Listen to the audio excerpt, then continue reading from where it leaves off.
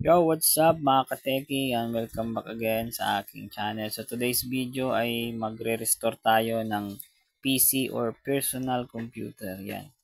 So ito yung mga parts. So nang ginawa ko is binaklas natin yung kanyang mga parts. Hard disk, CD-ROM and power supply. At ito lang yung natira, yung ating casing. So kinalawang na tong casing natin guys. Ayan. Ito yung mga parts niya. So itong kalawang niya is nakaka-apekto din sa performance ng PC. Yeah, so nag-aalikabok kasi yan eh. So gagawin natin ganito. I-spray natin siya ng matte black na medyo glossy. Okay. Spray, unang gagawin natin is lihain muna natin yung kanyang mga kalawang. Yeah, so sa part na to ay nililiha ko na. Gamit ko yung sandpaper na Pino. Ayan, so 120 grid. And yung boss ni yan baka naman flat glossy yung ating gagamitin. O matte yeah, flat black. Tapos spray natin ng glossy. Yan, so prepare nyo lang to. Then yung blower. Yan.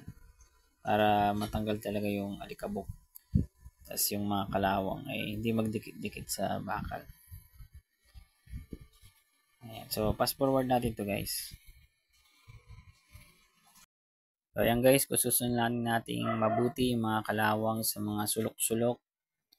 Ayan, sa ganun ay pagka na-spray na natin is hindi yan maglobo ulit.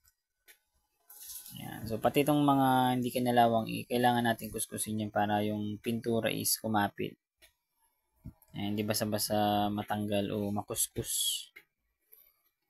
Ayan, liha-liha lang. So after yung iliha, prepare nyo na yung malinis na pamunas o basahan. Matanggal yung mga alikabok kumapit dun sa ano. Then after nyan is blower nyo para totally walang ano. So ito na yung ano, nilabas ko na. Doon na ako nag-spray sa labas. Spray na natin yung flat black. Ayan. Madali lang yan guys. First coating tayo. Spray nyo lang ng spray. Manipis lang. Sa ganun magsi-second coating pa tayo para maganda yung kalabasan. Ayan. So dito sa mga hindi pa napintura, ilahat na natin para pantay yung kulay. Ayan. So diskartehan nyo na yan guys kung paano i-spray. Sa loob, sa labas, ayan.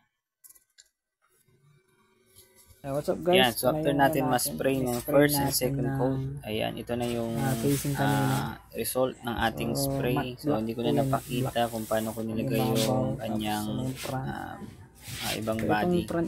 So dito nilagay ko una yung kanyang plastic sa harap, yung parang mask. Yan, kung saan nakadikit yung kanyang mga wirings na power and USB port. Pero black. Yeah, so pwedeng lagyan ng ano doon, cooling fan. Binalik ko na yung mga tornilyo. So apat lang yung tornilyo niya pero bago na.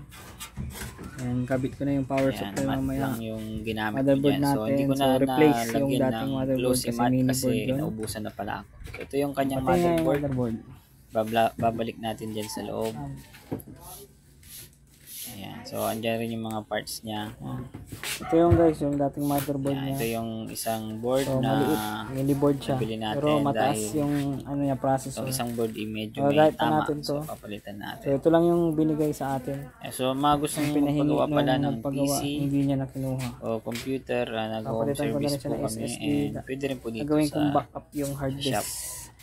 Yung ito to, hard disk. Ito yung kanyang hard disk. So, pag lumaan. lagay natin dito. So, mamaya papakita ko kung